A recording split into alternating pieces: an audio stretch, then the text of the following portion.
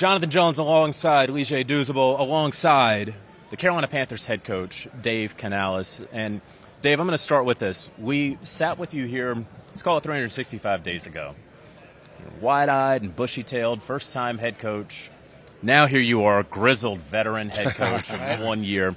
What is something about being a head coach in the league that you have learned in this past year? You thought you knew what the head coach deal was going to be, and then you found out in this past year something you didn't know.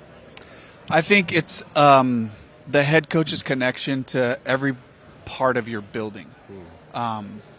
Before, as the offensive coordinator, when people go through things, you hear about it on the offensive side. You don't know what's happening in the defensive room, and et cetera, and even with the staff, there are people getting married. There are people having kids. There's deaths in the family, tragedy. There's all the, emotional health. There's all these different things that come across my desk on a regular basis that I want to be connected to. I did not know how much of a toll that was going to take on me going into the ends of weeks. And I'm like, I normally don't feel like this on Saturdays. So I'm like, we do our walkthrough and I'm spent by mid-afternoon. And I didn't realize how heavy that was going to be. And I love it. I love being connected and I love being a relationally coach, that's connected to people, but it definitely was a challenge. So then how do you tweak that? How do you fix that to make sure, for sure that in year two it's not like that? You don't feel like that on Saturday? I honestly think it's a part of it. I think it's a good part of it. I think that that investment is why we're able to stay connected, stay together, and keep going back to work for each other. And it's what I hope will just permeate and make its way through our building and into our locker room of a place that people care about each other, and play for each other and understand that we're all in this together, And Shaq Thompson, who we just recently, decided to allow him to test free agency. We had a conversation, and he told me when I first started, he said, "Hey, we all touch each other's money. Let's do this thing together and do it connected, and just the things that bring us together." I want to continue to press into that, and to just make that a growth thing for me. Is how can I decompress from this and make sure that I find a way to, to have that, to get my mind and my soul back, through the weekend. Coach, speaking about that connection, you made a pretty difficult decision last year with your young quarterback. Decided to bench him for a little bit, put Andy Dalton in, let him learn, came back, played really well. History has shown that usually doesn't work for a lot of young quarterbacks. Was there ever a moment where you wavered and thought maybe he's not going to be able to get over that hump? Or you making that decision, you knew that Bryce was going to turn it over? I was making the decision for the Panthers. I was trying to win that week. I was trying to win that game. So I made the decision on who I felt would give us a chance to win that football game. And made that decision that way.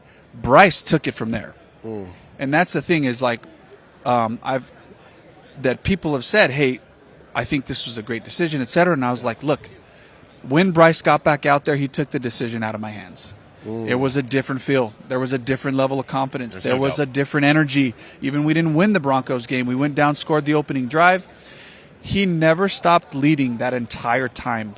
Even before that opportunity, he never stopped working the locker room, talking to guys, high-fiving guys after losses, talking to them on the sideline. He never stopped leading, and he never stopped working. And he was set. When I get my next opportunity, I'm going to take it and I'm going to run with it. And I'm going to show this team, like, I'm the guy. And he did that for me, which I appreciated. Did he need to show some more juice, some more energy? Because I know that was one of the knocks. I was there visiting with you all back in the summer. He and I talked about that, and he's like, look, I'm going to lead my way. And then, I'm watching from the CBS broadcast studios. You're watching on Sundays as well. It was very clear that he appeared more vocal. He appeared more energetic, with more juice and energy.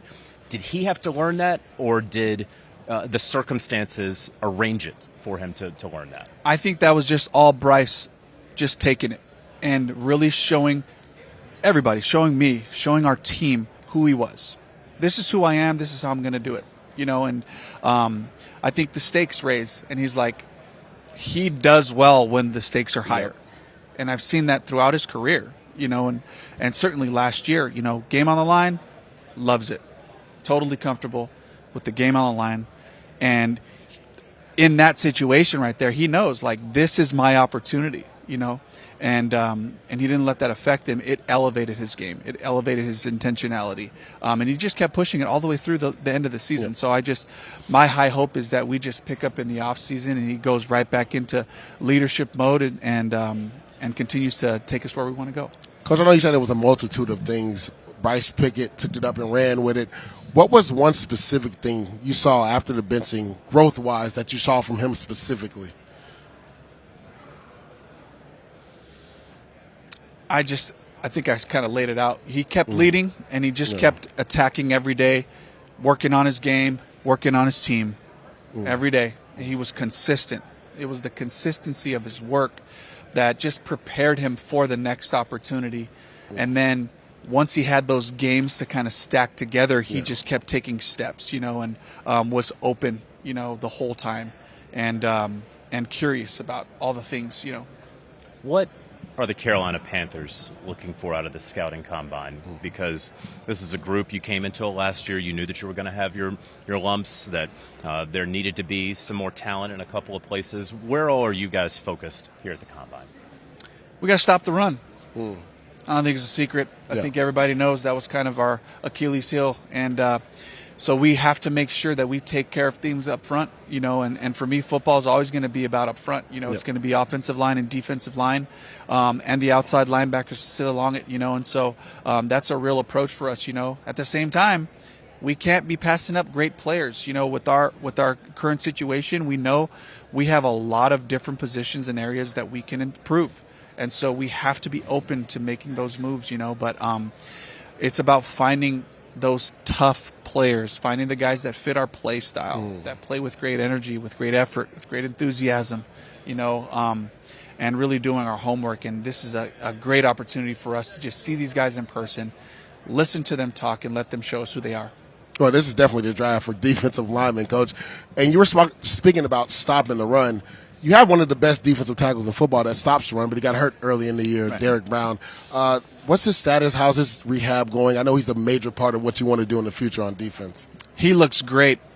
He's been in the building every day. He looks bigger.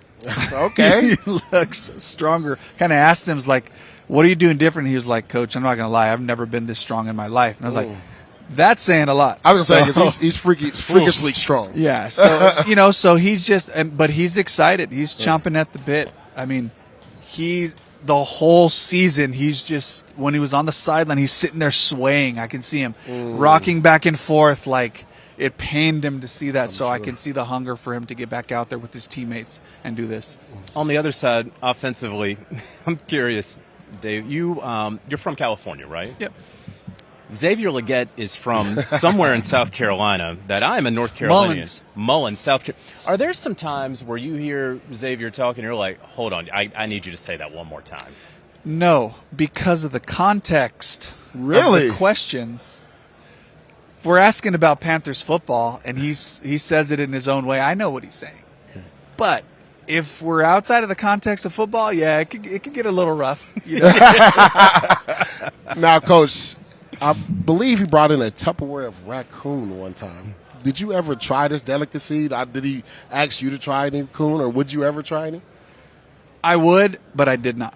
That Tupperware was like, it looks cold. It looks like it's. You do not want cold raccoon. You know, like if I'm gonna have raccoon, like I want it to, like, you know, have a little garnish on the side, some stew, maybe a stew raccoon or something like that. Yes, a mystery, like the mystery gator and the sausage. Correct. I can do that, you know. So I was not open to the Tupperware walking through the halls, looking kind of room temperature. Oh man. For the 2025 Carolina Panthers, I know last year no one wanted to go out and make any, you know, brash claims, boisterous claims. Here's what we're going to do. We're going to take over the NFC South or anything like that. This year, especially with how you guys came off of last season, what is going to be the standard for this upcoming team? Finding our best. That'll always be the standard. That'll always keep us connected to that week and not the opponent. But with that being said, we have to win the division. It's got to be. Can we play our division opponents? What are they doing well, and how do we stop what they're doing well? And that we're going to be creating our team with our culture, but we also have to be building a team that can win the division. And you look at the Falcons. Everybody knows what they're going to do. They're going to run that football, and Raheem's going to have scheme, and they're going to be multiple and aggressive with the way they do it. Kellen Moore, Brandon Staley. We know that system, but he's got his own nuances to that. Kellen Moore's going to run the football but be balanced, and he's going to have creative ways to find explosive plays. So seeing those types of things, knowing what we're going to have to face against, and then the Bucks, and Baker and that crew, and they got Rashad and Bucky, and of course Mike, and a bunch of the other guys, and the aggressive style of play that comes from Todd Bowles. So we have to take into consideration how we build this team so that we can be competitive in our division first and foremost, because that'll set us up for things in the future. Well, speaking of that, Coach, you talked about what the Bucks do, the Atlanta Falcons style. When people turn on the tape and watch the Carolina Panthers, what do you want that style to look like? Man, I hope they say that this is a team that's committed to running the football. This is a team that's committed to making Bryce a weapon, making sure that we're doing the things in the pass game that fit him well. I want people to say that our special teams unit flies down there and just hits everything that moves. And I want them to say that defensively, this is a really sound football team that first and foremost is going to make it really hard on you to run the football. And they're going to have a lot of communication in the back half so that the quarterback has to make really timely decisions with a great pass rush. That's my dream for our team. And that's why we're here, and that's why we're doing all this work. It all starts right here. Dave Canales, thanks so much for the time. Thanks, guys.